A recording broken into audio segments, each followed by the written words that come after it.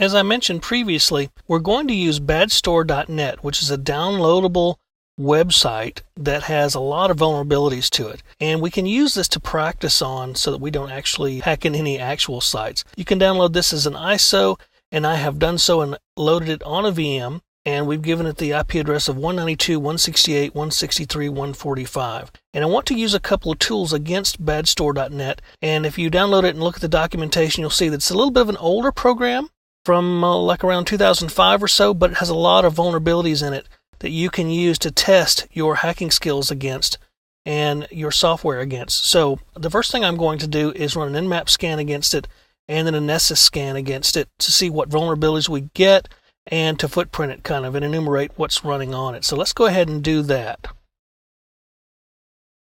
So I'm looking at ZenMap here, and I've run an intent scan on the badstore.net site.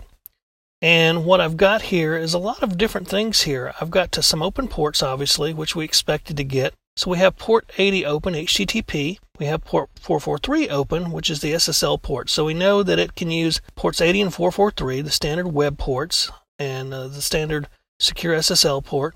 But I also got some banner information here. So I see that it's running Apache Daemon here, the Apache web server 1.3.28, which is a little bit of an insecure version. It's an older version. And we know that it's running on Unix or Linux because we can see some other things in there that would tell us that. We also are seeing some interesting things here about some potentially vulnerable situations here with the web server itself and how it's set up. So that could give us some information here. We see what ciphers it's supporting. So this web server is actually giving up a lot of information.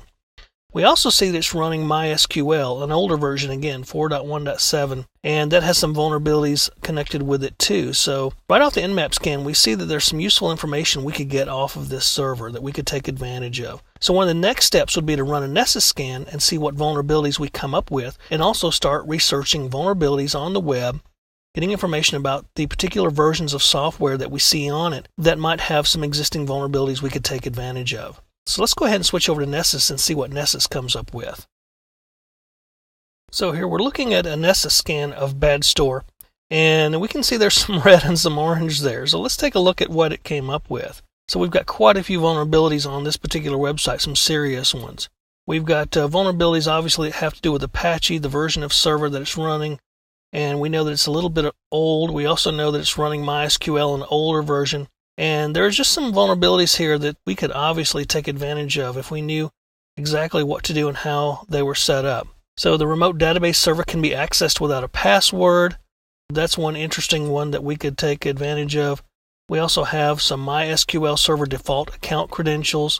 So that's one of the things, administrators should do immediately is change default credentials, default passwords and administrators. And obviously on this site that hasn't been done. We know that it's been done this way intentionally for us. But there's some CVE information out on here, and if you look through here a little bit, here is the port that the MySQL server is running on, and we get some default usernames and passwords here. This is the following remote credentials that Nessus was able to log into the box with. Scrutinizer, admin, Monty, Sumpass, MySQL. These are common passwords that Nessus used to get into the database portion of this web server. So if we go back here, we'll see some other things here. Here's a critical one right here.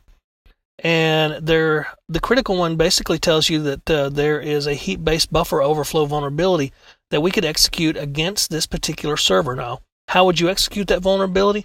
Well, you'd have to have some exploit code, or better yet, if you want to make it easy on yourself, you could use something like Metasploit that comes with Backtrack. You could use the free version or the commercial version, Metasploit Pro, and you could use it to attack this web server and actually exercise these vulnerabilities. So this gives you some information on what's out there that you could take advantage of. So obviously there's a lot of information here on the particular web server that is very vulnerable. Got some highs and one critical here. The next thing I want to do is take a look at HTT Tracker so we can show you how you can actually download a copy of the website for offline viewing and manipulation. So let's go ahead and take a look at that as well. So we're in our Windows box again, our XP box, and I have HTTrack website copier. And let's go through the wizard that it gives us here. And it can actually give us, I'm just going to say Badstore as the project name here.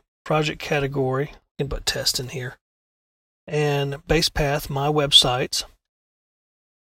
And what we need to do is put the web address here, and I'm going to put http:// and 192.168.163.145 in here.